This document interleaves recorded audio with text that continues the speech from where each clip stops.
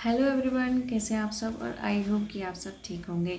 आज हम करने वाले हैं हमारी योजनाओं का लास्ट पार्ट। मतलब कि इससे पहले हमने क्या कर लिया, महिलाओं से संबंधित योजनाओं को पढ़ लिया, शिक्षा से संबंधित योजनाओं, कृषि से संबंधित योजनाओं, साथ ही साथ हमने क्या रोजगार से संबंधित योजनाएं और शिक्षा से तो पढ़ी ली हैं, है ना। और स्टूडेंट से भी जितनी योजनाएं हैं हमने सारी की सारी योजनाएं कर ली हैं।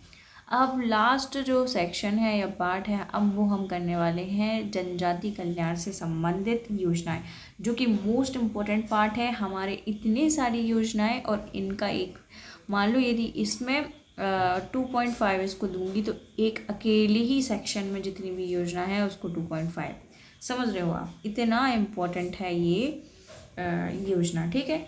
इसमें लगभग 30 से 32 जो है योजनाएं होने वाली हैं, जो कि हम आज करेंगे कवर, ठीक है। तो मोस्ट इम्पोर्टेंट पार्ट है इस वाला योजनाओं का, और ये लास्ट पार्ट है। इसके बारे में फिर इसके बाद में हम देख लेंगे थोड़ा सा क्या है, बजट से रिलेटेड बहुत सारी चीज़ें दी हुई हैं और डाटा भी दिया हुआ है, तो हम उसको भी देख लेंगे। बट इस लेक्चर में हम 30 से 32 योजनाओं को करने वाले हैं, ठीक है। ओके, वीडियो स्टार्ट करते हैं। और हाँ, वीडियो स्टार्ट करने से पहले आप चैनल को सब्सक्राइब कर दो, और साथ में इसकी पीडीएफ और लेटेस्ट अपडेट के लिए आप टेलीग्राम चैनल पर जुड़ जाइए, ठीक है। और हाँ, बार बार इस पीडीएफ मत करना कमेंट बॉक्स में, इसकी पीडीएफ ऑलरेडी मैंने अपने टेलीग्राम चैनल पर दे रखी है। ओके, देख लो यहाँ पे महिला से संबंधित जितनी भी योजना थी हमने कर लिया, पहले यही की थी। फिर कृषि से संबंधित जितनी भी योजना है वो करी थी। फिर इसके बाद रोजगार, जॉब से संबंधित, फिर शिक्षा से संबंधित, है ना। फिर प्राकृतिक चीज़ों में जितना भी है वो हमने सब कर लिया, है ना। महिलाओं से संबंधित तो हो चुकी थी। आकांक्षा योजना, अनुसूचित जनजाति, हाँ यही है।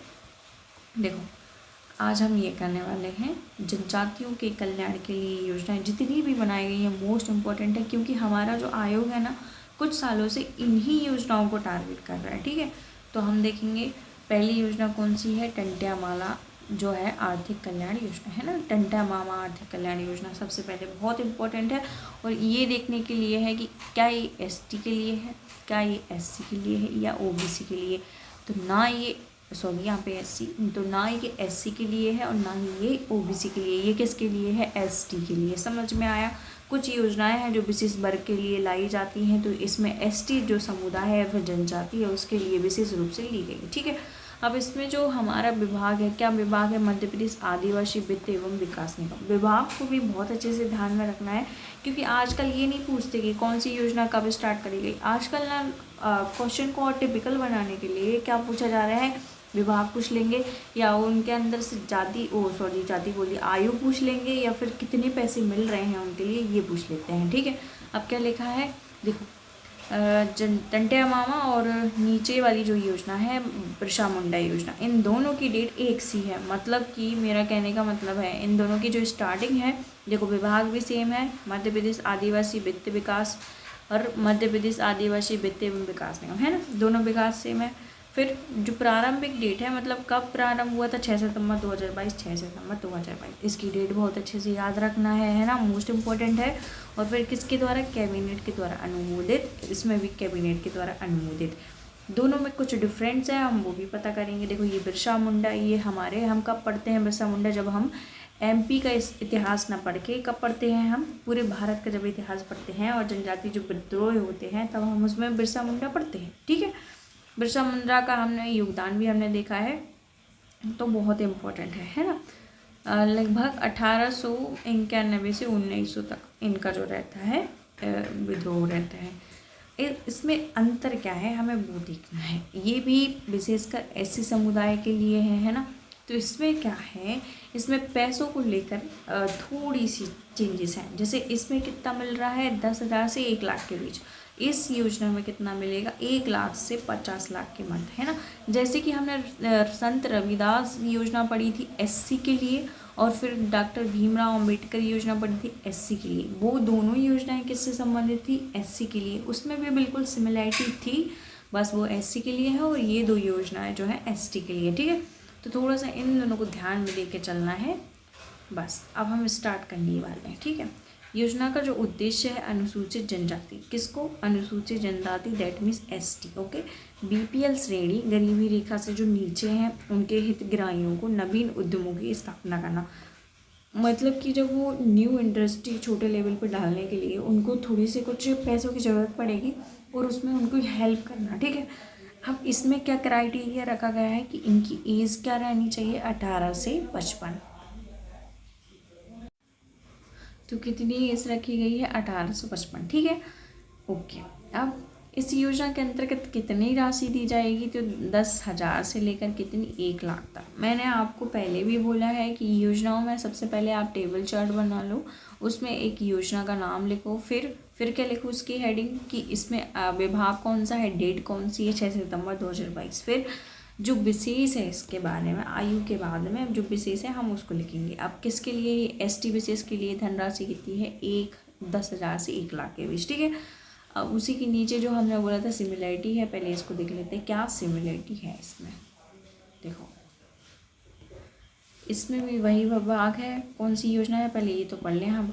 बिरसा मुंडा स्वरोजगार योजना, इसको थोड़ा सा ये याद रखना कि बिरसा मुंडा, जब हम एमपी की हिस्ट्री ना पढ़ गए, जब हम इंडियन हिस्ट्री पढ़ते हैं तो उसमें बिरसा मुंडा का योगदान पड़ता है। दैट मीन्स उनकी जो ख्याति है वो हमारे सिर्फ मध्य प्रदेश में नहीं बाकी पूरे भारत में भी प्रसिद्ध है। तो अब जब इनकी ख्याति इतनी प्रसिद्ध है तो इसमें पैसे भी ज़्यादा मिलेंगे उस योजना के कंपैरिजन में, ठीक है। तो इसमें कितने मिलते हैं? 1 लाख से लेकर 50 लाख, और उसमें कितने मिल रहे थे हमें? 10,000 से बस 1 लाख तक, ठीक है। अब इसमें हमें क्राइटेरिया देखना है कि न्यूनतम जो 8th जो है पास होना चाहिए। संत रविदास में भी 8th जो थी आपको पास होनी चाहिए थी। तो मोस्ट इम्पॉर्टेंट क्वेश्चन है, कहीं कहीं आपको ये घुमा देंगे, बोल देंगे कि 12th पास होनी चाहिए, बोल देंगे 10th पास होनी चाहिए, लेकिन क्या बोली है उसकी न्यूनतम योग्यता क्या होनी चाहिए? शैक्षणिक 8th पास होनी चाहिए, ठीक है।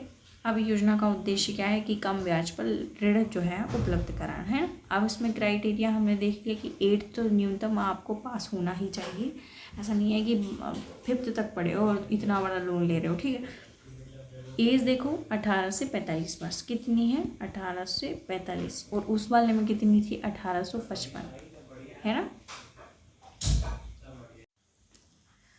अब इसमें एक और क्राइटेरिया है जो कि हमें देखना है। क्या? देखो पहले बात तो सर्विस वालों को कितना मिल रहा है? 1 लाख से 50 लाख के बीच।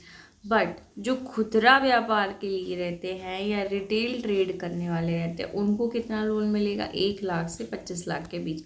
तो क्या है, क्वेश्चन थोड़ा सा घुमा के आजकल पूछ रहे हैं, तो ऐसे भी क्वेश्चन आ सकता है, ठीक है।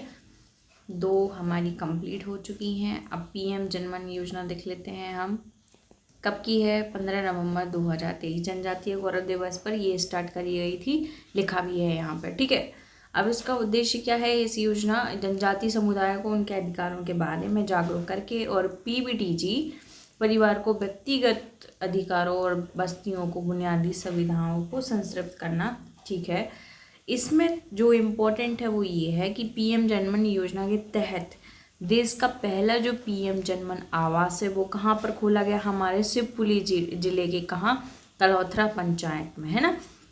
शिवपुरी जिले के कलौथरा पंचायत में। अब आप जैसे जो अदर स्टेट के हैं या फिर डॉक्टर हैं जिनको पेपर फर्स्ट में दिक्कत जाती है तो उनको यही नहीं पता कि शिवपुरी एक्चुअल में कहाँ है। देखो ये भिंड मुरैना शिवपुर है ना, ये यहाँ पे ग्वालियर, फिर यहाँ पे ये शिवपुरी, ठीक है।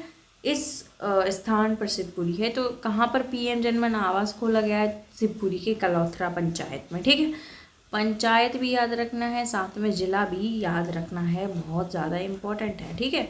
अब हम सेकंड देखेंगे कि पीएम जनमन योजना के देश में पहली सड़क कहाँ बनी थी। देखो हमने देख लिया कि आवास कहाँ बना था, तो शिवपुरी जिले के कहाँ पर? कलौथरा पंचायत में। अब उसमें पूछा है कि इसके तहत जो सड़क है वो कहाँ पर बनी थी, तो क्या ध्यान में रख के चलना है हमें? बालाघाट में, बालाघाट जिले की बैगा बस्ती में बनी थी, क्योंकि बालाघाट जिले में बैगा जनजाति अधिकता में पाई जाती है। हम पढ़ते भी हैं, हमने एमसीक्यू में बताया भी है कई बार। जनजातियों की सिचुएशन भी हमने बताई है कि कहाँ पर कहाँ कौन सी अवस्थित है ना। तो ये सब भी हम ऑलरेडी पढ़ चुके हैं, इसमें कोई रॉकेट साइंस नहीं है और ना ही इसमें कोई विशेष चीज़ है कि जो बालाघाट में बैगा बस्ती बनी, ठीक है। अब मुख्यमंत्री राशन आपके द्वारा 2021 की है, ये डेट थोड़ी सी याद रखो, कब की है, 2021 की। अब जब जनमन योजना है उसमें भले ही आपको डेट याद ना हो, देखो 15 नवंबर 2023 नया भी है, लेकिन सबसे इम्पोर्टेंट फैक्ट जो है इसमें ये दोनों है, ठीक है, कि सड़क कब बनी थी और आवास कहाँ पर बना था, ठीक है। और अब देखो राशन आपके द्वारा, हमें पता है राशन आपके द्वार से वैसे ही समझ में आ रहा है। अब इसका विभाग देखो, खाद्य नागरिक और आपूर्ति उपभोक्ता संरक्षण, कब स्टार्ट की गई थी, 2021 में, ठीक है। इसका उद्देश्य क्या है कि आदिवासी विकास खंडों की उचित मूल्य दुकानों में आश्रित जो ग्रामों के पात्र परिवार हैं उनके घरों में राशन मुहैया कराना, ठीक है। तो इसमें पात्रधारी कौन है, हम ये देख लेते हैं क्राइटेरिया। पहले वाहनों की व्यवस्था के लिए परिवहनकर्ताओं के साथ जिला स्तर का अनुबंध किया जाना चाहिए। इनकी एज कितनी होनी चाहिए, 21 से 45। देखो आजकल यही है, मेंशन करके भी दिया हुआ है कि 21 से 45 जो है आयु होनी चाहिए, तो ये आप लिख लो अच्छे से, ठीक है। वर्ष के बीच होगी और वे अनुसूचित जनजाति वर्ग के होंगे, विशेष रूप से कौन, ये भी ST होना चाहिए, ठीक है। परिवहनकर्ताओं को प्रतिमाह निर्धारित व्यय का भुगतान किया जाएगा, ओके। हाँ, अब ये सबसे इम्पोर्टेंट पेज जो नीचे है ये है कि परीक्षा में पूछे गए प्रश्न। तो हमारे जो PSC में जितने भी क्वेश्चन हैं इससे रिलेटेड आए हैं वो दिए गए। पहले राज्य सेवा एवं वन सेवा प्रारंभिक परीक्षा कब हुई थी, 2024 वाली। उसमें क्या पूछा गया था कि मध्य प्रदेश में आदिवासियों के लिए स्वरोजगार योजना किन किन नाम से चल रही है। मोस्ट इम्पॉर्टेंट फैक्ट जो हमारी PSC 2024 का क्वेश्चन है ये, है ना, और अभी भी रिपीट हो सकता है। तो बिरसा मुंडा और टंटा व्हील वाली जो योजना है वो हम वैसे भी पढ़ चुके हैं। ये कब है, 6 सितंबर 2022। ये कब है, 6 सितंबर 2022। दोनों के दोनों 6 सितंबर 2022, दोनों का विभाग सेम है ना। और क्या है, एक में मिल रहे हैं 10 लाख से 1 लाख, और एक में मिल रहे हैं 1 लाख से 50,000 के बीच। और हाँ, इनका एज ग्रुप भी अलग है, एक में 18 से 45 है और एक में 18 से 55 वर्ष की आयु है, ठीक है। ये थोड़े से डिफरेंट हमें याद रख के चल रहा है। अब सेकंड क्वेश्चन क्या है कि मध्य प्रदेश में जो सिकल सेल एनीमिया अभियान है जिसको हम अंत करने का कब ठाने हैं, 2047 तक, ठीक है। इसका उद्देश्य जनजातीय समुदाय में किसकी जागरूकता का प्रसार करना, सिकल सेल है। हाँ, ये इम्पोर्टेंट है कि सिकल सेल एनीमिया सिर्फ सिकल सेल एनीमिया नहीं बल्कि थैलेसीमिया है, हीमोग्लोबिन पैथिस, सारी की सारी चीज़ों को इसके प्रति जागरूक करना, लोगों को जागरूक करना कि ये इनको हमें इसको हमें अंत करना है, ठीक है इनका। तो ये उपयुक्त सभी हो जाएंगे। कौन से पेपर में आया था, सहायक जिला लोक अभियोजन अधिकारी 2021 के पेपर में आ चुका है, ठीक है। कहाँ से स्टार्ट हुआ था ये मिशन जो है, शहडोल से हुआ था, 15 नवंबर को ये हुआ था, ठीक है। अब लिखा है आहार अनुदान योजना मध्य प्रदेश शासन के किस विभाग द्वारा चलाई जा रही है, तो कब चलाई जा रही है, जनजातीय कार्य विभाग द्वारा। हम इसको ऑलरेडी कर चुके हैं और कब आया था ये, 2021 में। अब इसमें कौन शामिल है, ST SC OBC सभी शामिल है, ठीक है। और किसके लिए लाई जा रही है, PVTGS, मतलब कि पर्टिकुलर वनरेबल ट्राइब्स जो हैं उनके लिए, कौन कौन सी बैगा भारिया शहरी हैं उनके लिए ये लाई जा रही है। अब नेक्स्ट क्वेश्चन देखो, मध्य प्रदेश में जो टंटिया मामा आर्थिक कल्याण योजना है जो हमने अभी पढ़ी है, लाभार्थी को किस सीमा तक बैंक ऋण दिया जाता है। तो देखिए यहाँ पे 10,000 दिया है, कहीं 50,000 है, पर 1.5 लाख है, 2 लाख है। यहाँ पे हमने पढ़ लिया कि 10,000 से 1 लाख तक जो है इसकी सीमा है। तो ये बहुत इंपॉर्टेंट क्वेश्चन है, कब आया था, सहायक भौमिक विद परीक्षा 2023 में, ठीक है। अब नेक्स्ट क्वेश्चन जो है हम देखेंगे, सिविल सेवा प्रोत्साहन योजना के अंतर्गत मध्य प्रदेश शासन द्वारा जो UPSC को प्रारंभिक परीक्षा मतलब प्रीलिम्स यदि हम क्रॉस कर जाते हैं तो कितने पैसे मिलते हैं, 40,000। ये अलग क्वेश्चन यहाँ पे लिख दिया है, ठीक है। अब ये नीचे जस्ट नीचे कुछ और क्वेश्चन है जो आकांक्षा योजना 2016 में भी, तो किसके से संबंधित है, अनुसूचित जनजाति के छात्रों को प्रतिस्पर्धक परीक्षा हेतु कोचिंग देना। इसका मैंने लाइव जो है एग्जाम्पल भी देखा है, हमारे यहाँ पे भी इसके लिए कोचिंग स्टार्ट हुई थी बच्चों को पढ़ाने के लिए, है ना। तो कोचिंग सेंटर है ये, PSC से लेके SSC तक के सारे एग्ज़ाम्स की यहाँ पे तैयारी कर जाती है। और जो बच्चे थोड़े से जैसे धन की समस्या से जूझ रहे हैं या फिर जिनको अच्छी कोचिंग नहीं मिल पा रही है ना, अफोर्ड नहीं कर पाते हैं वो, तो उनके लिए ये कोचिंग बहुत बेस्ट है, ठीक है। अब हम क्या देखेंगे, आकांक्षा योजना। अभी मैंने शायद में भी 16 बोल दिए थे, ये 2018 है ना, बहुत इम्पोर्टेंट है। किसके लिए, कौन से विभाग, जनजातीय कार्य विभाग। अब इसमें क्या है, थोड़ा सा हमें ध्यान में रख के चलना है। पहली बात तो कक्षा 10वीं में 60% या उससे अधिक अंक प्राप्त किए हों, क्राइटेरिया ये रखा है। के लिए कक्षा 11वीं और 12वीं में अध्ययनरत रहते हुए राष्ट्रीय प्रवेश परीक्षा कौन कौन सी है, जेई है, नीट है, एम्स है, क्लेट है, उनकी तैयारी के लिए द्विवार्षिक कोचिंग दिए जाने की, कितने वर्ष, 2 वर्ष के लिए कोचिंग है ना। जो प्रारंभिक परीक्षाएं हैं उनको पढ़ने के लिए जो है यहाँ पे शिक्षा दी जाती है, ठीक है। तो ये जनजातियों से संबंधित है। अब देखो 2018 में आई थी, ये क्वेश्चन बहुत इंपॉर्टेंट है, डायरेक्ट ऐसे ही पूछ लेते हैं। आकांक्षा योजना कब स्टार्ट हुई थी, तो कब हुई थी, 2018 में, ठीक है, मोस्ट इम्पोर्टेंट है। फिर अनुसूचित जनजाति राहत योजना, इसका बस डेट याद रखो, क्योंकि इसमें राहत योजना से बस डेट याद आती है। इसमें क्या है कि जनजाति वर्ग की साधन विहीन आदिवासी कन्याओं के विवाह और अपाहिज, जो निराश्रित बंदे, अंधे हैं, अति संकटात्मक व्यक्तियों के तुरंत राहत पहुंचाने की योजना है। इसमें सिर्फ आपको क्या याद रखना है, डेट याद रखना है। आकांक्षा योजना की भी डेट याद रखना है, लेकिन है क्या एक्चुअल में, वो भी थोड़ा सा याद रख के चलना है, ठीक है। ओके, ये रहा राष्ट्रीय सिकल सेल एनीमिया मिशन, जो हमने बोला था। इसको कब स्टार्ट किया गया था और किसने किया था, ये इसको देखते हैं। मंत्रालय कौन सा, स्वास्थ्य एवं परिवार कल्याण मंत्रालय, ठीक है। फिर 1 जुलाई 2023 को, उसमें 1 जुलाई लिखा है, कहीं कहीं जनजाति दिवस भी मनाया जाता है। देखो 1 जुलाई 2023 को कहाँ से स्टार्ट हुआ, शहडोल से। मोस्ट इम्पोर्टेंट है, कहाँ से स्टार्ट हुआ, शहडोल से, है ना। जिले के बहुत बार पूछ चुका है ये वाला क्वेश्चन बहुत इंपॉर्टेंट है। और विशेष रूप से आदिवासी जो आबादी है, सिकल सेल रोग से जो गंभीर रूप से पीड़ित हैं उनके लिए, ठीक है। और इसका मकसद क्या है, 2047 तक सिकल सेल एनीमिया को भारत से खत्म करना। हमने देखा था सिकल सेल एनीमिया में सिर्फ यही नहीं है, थैलेसीमिया वगैरह भी है, ठीक है। ओके, ये हम कर चुके हैं। देवारण्य योजना कब स्टार्ट हुई थी, तो 26 जुलाई 2021। इसमें क्या याद रखना है, बस हमें 26 जुलाई 2021 याद रखना है, ठीक है, डेट वाइज याद रखना है। अब विदेश अध्ययन छात्र, ये ज़्यादा इम्पोर्टेंट नहीं है, इसको हम नहीं करेंगे, ये करेंगे हम। आहार अनुदान योजना मोस्ट इम्पोर्टेंट, जैसे आकांक्षा योजना इम्पोर्टेंट है वैसे ही आहार योजना इम्पोर्टेंट है। अब इसमें देखो डेट क्या है, 2017, ठीक है। जनजातीय कार्य विभाग से संबंधित है। पिछड़ी, जो विशेष पिछड़ी जनजाति है, कौन, PBTGS, ठीक है। PBTGS जो पर्टिकुलर वनरेबल ट्राइब्स हैं जो हमारी, हमने अभी बता दिया कौन कौन सी, बेगाबाद, सहरिया, ठीक है। तो उसकी महिलाओं को कुपोषण से मुक्ति दिलाने के लिए आहार लिखा है, आहार। तो जनजाति, इसमें क्या लाभार्थी कौन कौन होंगे, बैगा, भारिया, सहरा, क्योंकि इसमें क्या बोला है कि पिछड़े, विशेष रूप से पिछड़ी जनजाति। और विशेष रूप से हमारे मध्य प्रदेश में पिछड़ी जनजाति कौन सी है, जो बैगा, भारिया, सहरिया है ना, ये है। अब हम बात करेंगे कन्या शिक्षा परिसर। देखो दोनों इम्पोर्टेंट नहीं है, लेकिन हम इसकी डेट जरूर याद रखेंगे। कन्या जो शिक्षा परिषद है 2012-13 में स्टार्ट हुई थी। फिर गुरुकुलम 2017, गुरुकुलम 2017, गुरुकुल में हम एक साथ जाएंगे, एक साथ मतलब 1 और 7 मतलब 7, तो 2017 ऐसा कुछ ट्रैक बना लिया करो। कुछ जो योजना है उनकी इस तरीके से ट्रैक बना सकते हैं हम, ठीक है। अब लिखा है दुधारू पशु प्रदाय, इसमें भी कुछ इम्पोर्टेंट नहीं है, इसमें तो नहीं है एक भी योजना जो इम्पोर्टेंट लगे। हाँ, ये पूछा गया प्रश्न कौन सा है, ये देख लेते हैं हम। टंट्या मामा जो आर्थिक कल्याण योजना का उद्देश्य क्या है, हमने अभी पढ़ा है, कब स्टार्ट हुई थी, 6 सितंबर 2022, ठीक है। तो अब हम देखते हैं इसमें आर्थिक उद्देश्य क्या है। पहला पॉइंट है आदिवासी महिलाओं को निःशुल्क, महिलाओं के लिए नहीं है, ऐसा कुछ नहीं है कि महिलाओं के लिए, पुरुष के लिए, बट ये नहीं है। अनुसूचित जनजाति, पहली बात तो ये ST के लिए है कि BPL जो बिलो पॉवर्टी लाइन है ना, गरीबी रेखा के नीचे है, के लाभार्थी को नए उद्योगों और व्यवसाय के लिए कम लागत वाले उपकरण, कार्यशील पूंजी, यही है हमारा आंसर, ठीक है।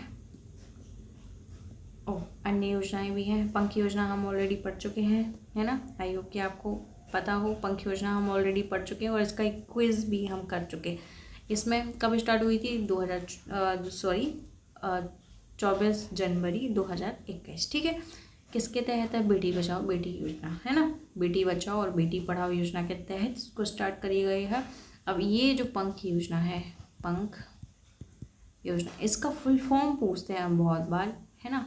पी से जो प्रोटेक्शन आएगा, ए से अवेयरनेस आएगा, एन से आएगा न्यूट्रिशन, फिर के से जो है नॉलेज आ जाएगा, फिर हेल्थ के साथ हाइजीनिक चीज़ें जुड़ जाएंगी इसके, है ना। इसमें फुल फॉर्म बहुत इंपॉर्टेंट है, ये पूछते हैं। अब बेटी बचाओ बेटी पढ़ाओ यदि उसमें आया है कि इस योजना के अंतर्गत इसको चलाया जा रहा है तो उसके बारे में भी देख लो कि ये कब स्टार्ट हुआ था। 22 जनवरी 2015। ये बस पूछेगा आपसे कब स्टार्ट हुआ था, 2015 को, ठीक है। घटते लिंगानुपात की समस्या को गंभीरता को दृष्टिगत रखते हुए बालिकाओं की देखरेख और उनकी सुरक्षा और फिर उनकी शिक्षा, लिंगानुपात में सुधार करने के उद्देश्य 2015 में भारत सरकार द्वारा, ना कि मध्य प्रदेश सरकार द्वारा, ठीक है, भारत सरकार द्वारा 2015 को बेटी बचाओ बेटी पढ़ाओ अभियान आरंभ किया था। वर्तमान में प्रदेश के समस्त जिलों में ये जो अभियान है कार्यरत है, ठीक है। दोनों ही इम्पोर्टेंट है, मोस्ट इम्पोर्टेंट है, ये ना सोचे कि ये भारत की है, ठीक है। ओके, मुख्यमंत्री बाल आशीर्वाद योजना, ये इम्पोर्टेंट है, बस इसकी डेट पूछ लेते हैं तो ये थोड़ा सा हमें ध्यान में रख के चलना है, ठीक है। ब्लीचिंग, सहज बिजली, उदय योजना, अंकुर योजना। अंकुर योजना को देखो, पहली बात तो पर्यावरण विभाग संस्था पर्यावरण नियोजन एवं समन्वय संगठन के द्वारा चलाई जा रही है। फिर ये कब स्टार्ट होगी, अंकुर मतलब पर्यावरण से संबंधित है। पर्यावरण दिवस कब मनाया जाता है, 5 जून को, तो इस तरीके से ही याद रख लो। इसकी यही है अंकुर योजना भी इसलिए स्टार्ट करी गई 5 जून 2021 विश्व पर्यावरण दिवस के अवसर पर, ठीक है। अंकुर कार्यक्रम हरित क्षेत्र में वृद्धि करना। फिर उदय योजना कब स्टार्ट हुई है, 2015 में, किस मंत्रालय में, विद्युत मंत्रालय। देखो उदय योजना उज्ज्वल डिस्काउंट्स इंश्योरेंस योजना है। इसमें क्या है, इस योजना का लक्ष्य देश की विद्युत वितरण कंपनियों की वित्तीय स्थिति में सुधार एवं पुनरुद्धार करना और उनकी समस्याओं में स्थायी समाधान। इतना हमें नहीं याद रखना। उदय योजना कब की है, 2015। बेटी बचाओ बेटी पढ़ाओ कितनी की है, बेटी पढ़ाओ कितना का है, 2015, ठीक है। तो ये इम्पोर्टेंट हो जाएगा। हाँ, मोस्ट इम्पोर्टेंट जो योजना है वो अब आ गई, जो तीर्थ दर्शन योजना है। हमने बहुत सारे MCQ में इसको लगा चुके हैं, है ना। कब स्टार्ट हुई थी, 2012 में। तो धार्मिक न्यास और धार्मिक धर्मस्य विभाग द्वारा चलाई गई है। देखो इसका विभाग थोड़ा सा यूनिक है। इस योजना के प्रदेश में वरिष्ठ नागरिकों को देश के चिन्हित तीर्थ स्थलों में निःशुल्क यात्रा कराई जाती है। वरिष्ठ मतलब जो वैद्य रहते हैं, जो वृद्ध रहते हैं, है ना, बड़े लोग जो रहते हैं, बूढ़े लोग रहते हैं, उनको चिन्हित तीर्थ स्थल जो हैं उनमें निःशुल्क यात्रा कराई जाती है। अब क्या क्राइटेरिया है, मूल्यवासी होना चाहिए मध्य प्रदेश का, फिर 60 वर्ष की आयु पूर्ण करा चुका हो। ऐसा नहीं है कि वो 50 हो, 30 हो या हम ही जैसे बच्चे हों, ठीक है। महिलाओं के मामले में 2 वर्ष की छूट दी गई है, मतलब कि महिलाओं की आयु 58 होनी चाहिए और जो जेंट्स हैं उनकी आयु कितनी होनी चाहिए, 60, ठीक है। हाँ, अब अन्य योजनाएं भी लिखी हैं, ये इम्पोर्टेंट नहीं, बस इतना ही इम्पोर्टेंट है इस योजना में। हाँ, मिड डे मील जो योजना है, मध्याह्न भोजन कार्यक्रम है, पूछा जाता है कब स्टार्ट हुआ, 1995, ठीक है। और 2021 में इसका नाम बदल के क्या हो गया है, PM पोषण हो गया है, ठीक है। तो यही पूछ लेता है कि मिड डे मील या मध्याह्न जो भोजन है उसका नाम क्या हो गया है, अब 2021 में हुआ है पहली बात तो, और क्या नाम हो गया है, PM पोषण, ठीक है। बस ये इसमें यही इम्पोर्टेंट है। बाकी की ये जो PDF है मैं वो आपको दे दूँगी, यदि किसी को लग रहा होगा कि मैम ने बहुत सारी योजनाएं छोड़ दी हैं, मे भी हो सकता है वो इम्पोर्टेंट हो, यदि आपका ऐसा कुछ लगता है तो आप वापस से इसको देख सकते हैं। बाकी जो ये इम्पोर्टेंट है और मुझे इम्पोर्टेंट लगती है मैं आपको वो करा रही हूँ। देखो मुख्यमंत्री जन कल्याण योजना या फिर संबल योजना जो है, इसके बारे में क्वेश्चन आ भी चुका है। कब स्टार्ट हुई थी, 16 मई 2022 को, ठीक है। 2018 में मुख्यमंत्री की पहल पर प्रारंभ की गई थी। तो इसका देखो किसके लिए है, हमने ये वाला ऑब्जेक्टिव करा है, तो ये असंगठित श्रमों को लाभान्वित करने का प्रावधान है ना। अब इसमें हमने क्या पूछा है, जो संबल 2.0 है ना, संबल 2.0 या फिर मुख्यमंत्री जन कल्याण। हमने MCQ में इसको 2 से 3 बार कर लिया है। इसमें क्या पूछा जाता है कि इसका उद्देश्य क्या है, तो असंगठित जो श्रमिक हैं उनको लाभान्वित करने का प्रावधान, ये इसमें इम्पोर्टेंट है, ठीक है। डेट भी इम्पोर्टेंट है। अब बलराम ताल योजना कब है, 2007 की।